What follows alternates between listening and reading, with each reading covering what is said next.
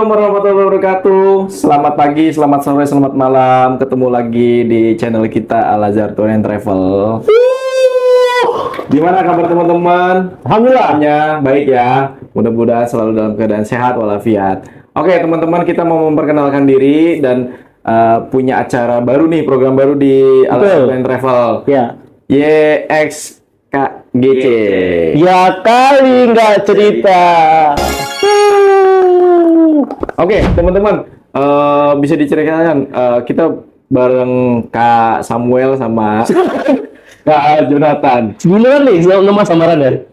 Oh, jadi konten kita beda namanya ya. Oke. Saya Samuel. Ulang dong berarti. Kenapa? Enggak langsung diedit aja. Saya siapa? Tadi. Umemi ya kan? Luffy. Jangan pakai nama dong. Oke, apa ya? Lanjut. Oke. Kali ini saya nggak sendiri, ditemenin sama dua pria-pria yang kece-kece ini. Di sebelah kanan saya ada Kak. Iya, halo guys semuanya. Ketemu kembali dengan saya Rian. Oke. Dan selanjutnya di sebelah kiri saya yaitu Kak Adrian. Halo guys, salam kenal ya. Dua dan only siapa? Alejandro. Ya, Mas Dwi. Dwito. Dan saya sendiri Dwito. Oke, teman-teman, ini ada Mas Rian sama Mas Adrian, mirip-mirip ya, tapi mereka nggak kembar.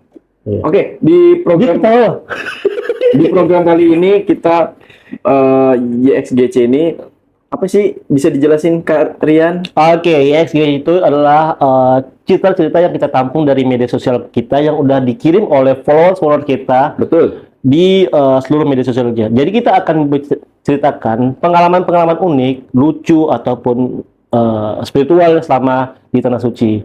Nah, kali ini kita ada 3 cerita yang mana kita masing-masing akan membawakan satu cerita dari followers kita yang udah mengirimkan via media sosial.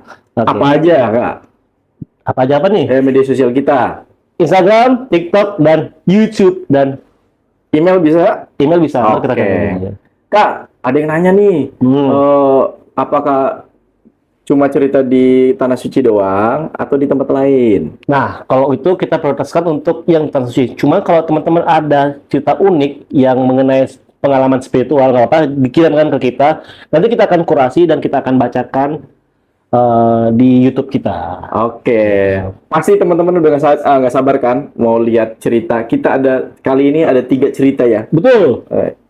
Yang pertama dibacakan sama Mas Adrian. Mas Adrian dulu ya. Oke, Mas Adrian dari siapa nih? Oke, pertama dari Kamutia. Halo kamu. Assalamualaikum Min. Waalaikumsalam. Ada satu pengalaman di Tanah Suci yang mungkin terdengar sederhana, tapi Apa tuh? justru menjadi pelajaran terbesar bagi saya. Apa tuh? Jadi ceritanya, kejadiannya saat saya berada di Masjidil Haram setelah sholat subuh. Oke. Seperti biasa, ribuan jamaah mulai meninggalkan area tawaf, ada yang kembali ke hotel, ada yang mencari sarapan, dan ada yang melanjutkan ibadah. Oke. Saat itu saya duduk sendiri sambil memandangi Ka'bah. Introvert ya. Sendiri. Introvert lagi. Mungkin kamu ini lagi bermuasabah. Oke.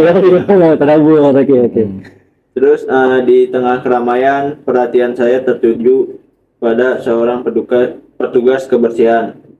Beliau sudah tua, seragamnya sederhana, tidak ada yang memperhatikannya. Oke. Beliau hanya berjalan perlahan sambil menyapu lantai yang dipenuhi jejak langkah jutaan manusia. Lalu? Awalnya saya tidak terlalu memikirkan hal itu, namun beberapa menit kemudian saya melihat sesuatu yang membuat saya terdiam. Terus? Setiap kali menemukan botol kosong atau sampah kecil, beliau mengambilnya dengan sangat hati-hati. Oke. Lalu sebelum melanjutkan pekerjaannya, beliau beberapa kali menoleh ke arah Ka'bah dan tersenyum. Tidak ada kamera, tidak ada orang yang memuji, tidak ada yang memperhatikannya. Insyaallah. Beliau tidak bekerja dengan penuh ketulusan. Saat itu, saya merasa tertampar. Saya datang dari Indonesia dengan berbagai target ibadah. Saya ingin khatam Al-Quran, ingin memperbanyak doa, ingin memperbanyak amal. Oke. Masya Allah. Tetapi saya sadar, seringkali saya masih berharap dilihat dan dihargai oleh orang lain. Ria lu, kayak dia ya. Ria ya sebenarnya Ria, gitu. pamer, Butuh validasi ya. flexing, Oke. flexing power. Lanjut, Kadrian. Sementara di depan saya ada seorang pria yang mungkin tidak dikenal siapapun, namun menghabiskan waktunya melayani para tamu Allah dengan ikhlas. Masya Allah. Entah kenapa air mata saya langsung jatuh. Ngetes tuh. Terus hari itu saya pulang ke hotel dengan perasaan yang berbeda. Saya tidak membawa oleh-oleh, saya tidak mendapatkan pengalaman yang luar biasa secara fisik, tetapi saya membawa satu pelajaran yang sampai sekarang masih saya ingat, yaitu di hadapan Allah yang paling bernilai belum tentu yang paling terlihat. Dan terkadang guru terbaik kita adalah seseorang yang bahkan tidak pernah kita Terkenal. kenal namanya. Masya Allah. Tangan dulu. Kamu Tia pengalamannya, masa. Jadi dia bisa mengambil hikmah dari situ. Apa Yan? Coba Yan. Hikmahnya sih bahwa kemuliaan seseorang mungkin bukan terletak pada seberapa terlihat ibadahnya, tetapi Tetapi pada seberapa ikhlas hatinya saat melakukannya. Oke, makanya kadang kita butuh validasi, kita flexing ya. di foto, kemudian pasang WA, status, Status, segala macam gitu. Gitu ya, mungkin ya yang dipetik dari Itu ada sisir itu. di cerita. Coba tapi. Ini bukan ini kan? Bukan validasi kan? Validasi itu. Oke teman-teman. Cerita selanjutnya yaitu datang dari Kak Rehan. Kak Rehan ini salah satu follower kita juga. Dia menceritakan ke kita via media sosial kita. Dia gini, ada cerita menarik dari Kak Rehan ini. Sampai saat ini ketika dia cerita ke keluarganya menjadi bahan candaan. Kenapa? Mau tahu nggak? Mau. Oke. Kak Rehan ini cerita beberapa waktu lalu beliau ke Tanah Suci untuk menjalankan ibadah umroh. Kemudian beberapa hari sudah ke Mekah nih. Ada beberapa hari tinggal di Mekah. Kemudian dia merasa pede dong. Jalanan dari hotel ke Mekah, Masjidil Haram segala macam. Udah hafal. Nah, suatu ketika nih, Kak Rehan cerita nih. Suatu ketika dia mau ke Mekah ketemu seorang bapak-bapak yang merasa kebingungan. Menurut Kak Rehan. Orang mana?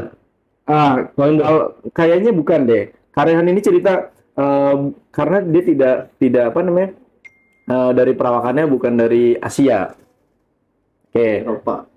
Saya nggak tahu, mungkin dari Eropa atau Afrika. Cuma cerita dari Kak Rehan ini bilang ketika melihat bapak-bapak tuh tadi kebingungan, dia dengan PD-nya langsung nyamperin. Teman-teman terus dibilang gini dengan bahasa Inggris, can you help me? Nah, tanpa disadari Salah tuh. Can I help you? Selalu ini ya.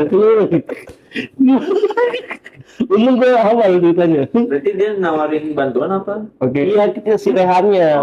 Terus tiba-tiba gini, Kak Rehan ini cerita nyamperin ke bapak-bapak tua tadi dengan bilang dengan pakai bahasa Inggris, can I help you? Gitu.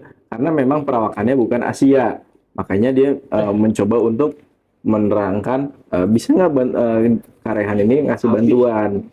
Tuh. Nah kemudian dari Kak Rehan ini bilang gini, dijawab tapi Kak Rehan ini nggak tahu. Nggak tahu bahwasannya si bapak-bapak tua ini apa yang dimaksud. Karena nggak paham bahasanya. Betul, mereka nggak paham gitu. Nah, dengan PD-nya, dengan yakinnya Kak Rehan menuntun bapak-bapak tua tadi selama 10 menit muter-muter jalan. Kemana? Itu nggak tahu. Kak Rehan cerita, itu nggak tahu. Nah, ada di titik momen di halaman, saya nggak tahu, Kak Rehan cerita bilang di halaman tertentu, dia ditepuk sama bapak-bapak tua tadi. Gini, mungkin dengan adanya bahasa Inggris atau kita nggak tahu bahwasannya saya tahu maksud Anda untuk membantu saya, Heeh. tapi tujuan saya bukan ke kembali pulang. Oke. Tahu nggak apa Kak plot twist-nya? Oh, betul. Ternyata bapak-bapak tua tadi nyari tempat wudhu. Kalau 10 menit udah ketinggalan sholat kok. Iya. Udah ketinggalan sholat.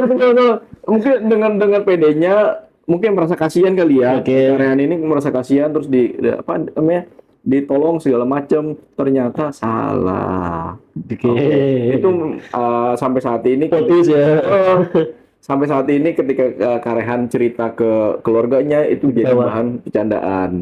Oke, kenapa hikmah dari Karehan ini kalau kita petik niat baik kita belum tentu benar. Oh, iya. Iya.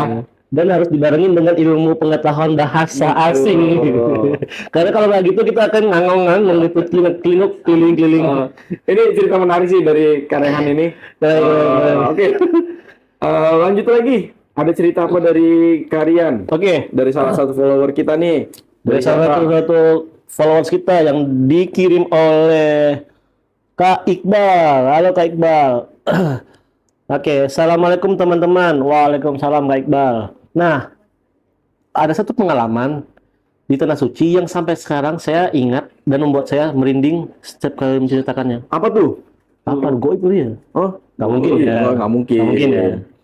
Nah, Biar pada setan.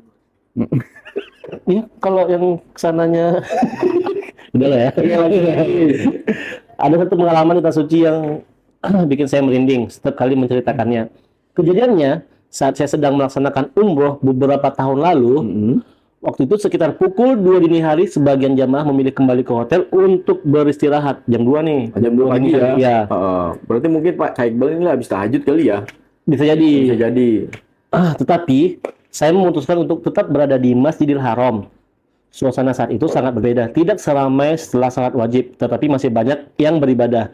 Ada yang baca Al-Quran, ada yang doa, dan ada juga yang hanya duduk memandangi Ka'bah. Oke. Lalu, saya kemudian mencari tempat yang agak sepi di salah satu sudut masjid. Saat itu, saya sedang memikirkan banyak hal tentang kehidupan, pekerjaan, dan keluarga di Indonesia. Overthinking biasa. Oke. Overthinking ya. Jujur saja, saya merasa lelah secara mental. Masya Allah. Harusnya mah istirahat ya? Iya, harusnya. Harusnya istirahat ya? Cuma mungkin Kak Iqbal pengen memfokuskan ibadah. Memaksimalkan ibadah selama di Masjidil Haram ya? Benar. Betul, betul. Lanjut Kak. Saya lalu menundukkan kepala dan berdoa cukup lama. Saya meminta petunjuk dan ketenangan hati. Ketika selesai berdoa, tiba-tiba saya mendengar suara seorang pria tua di belakang saya. Beliau sedang berdoa dengan suara yang sangat pelan. Saya tidak mengenalnya dan tidak berbicara dengannya. Tiba-tiba, Apa tuh? Apa tuh? nggak ada. Nah, namun ada satu kalimat yang saya dengar sangat jelas. Ya Allah, jangan biarkan kami pulang dari rumahmu dengan hati yang sama seperti saat kami datang. Maksudnya? Kalian cerna nggak kalimatnya? Kalimat itu sederhana, tetapi entah kenapa langsung menusuk hati saya. Saya terdiam. Lalu tanpa sadar air mata mulai jatuh.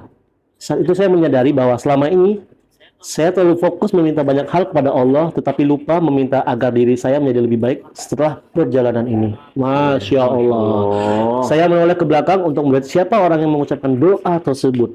Namun, setelah beberapa saat, saya tidak melihat beliau lagi di tempat itu. Mungkin itu hanya kebetulan, mungkin juga Allah sedang mengingatkan saya selalu ucapan seseorang hambanya yang saya tidak kenal. Yang jelas, dari seluruh perjalanan umroh saya, bukan hotel mewah atau tempat yang indah. Yang paling saya ingat, melainkan satu kalimat sederhana di tengah malam di Masjidil Haram yang mengubah cara saya memandang hidup. Betul. Dan sampai hari ini, setiap kali berdoa, saya selalu mengingat kalimat itu. Masya Allah. Dari Kak Iqbal, Masya Allah ceritanya. Ya, benar. Dari Kak Iqbal kita bisa memetik hikmah bahwasannya kita terlalu fokus meminta hal yang sifatnya duniawi ketika di depan Ka'bah ya, di Masjidil Haram. Kita memikirkan kehidupan, pekerjaan gitu ya, masa depan. Tapi kita lupa bahwasanya tujuan kita ke sana itu untuk menjadi pribadi yang lebih baik. Masya Allah. Boleh nggak sih Kak, sebenarnya kan kita mau minta apa aja kepada Allah. Boleh kan? Boleh. Cuman kan jangan lupa kita harus jadi pribadi yang baik. Kan tujuannya setelah umroh itu kita harus jadi pribadi yang lebih baik. Karena tolak ukurnya umroh itu diterima atau enggak ketika dia pulang dan menjadi pribadi yang lebih baik. Baik. Begitu. Hari ini harus lebih baik dari kemarin ya. Betul. Jadi ketika kita berangkat kita orangnya begajulan ya, ikutnya. Tapi setelah umroh kita harus jadi lebih baik lagi. Kita kan nggak tahu hati orang dibolak-balikan ya. Betul. Oke teman-teman semuanya, kira-kira dari ketiga cerita ini menurut kalian ada Mana yang mana yang paling menarik gitu? Atau teman-teman pengen cerita ke kita, pengen dibawain, bacain, silakan kirim ke media sosial kita, bisa IG, kemudian bisa apa? email, TikTok gitu. Betul. Kita akan bacain, tenang, kita akan bacain. Iya. Jadi teman-teman boleh kirim cerita apapun, nanti kita akan kurasi bersama-sama yang mana layak kita bawakan, yang mana yang tidak. Lalu setelah itu kita akan bacakan di video YouTube kita selanjutnya. Oke, sampai ketemu di episode berikutnya. Bye bye. Assalamualaikum warahmatullahi wabarakatuh. Waalaikumsalam warahmatullahi wabarakatuh.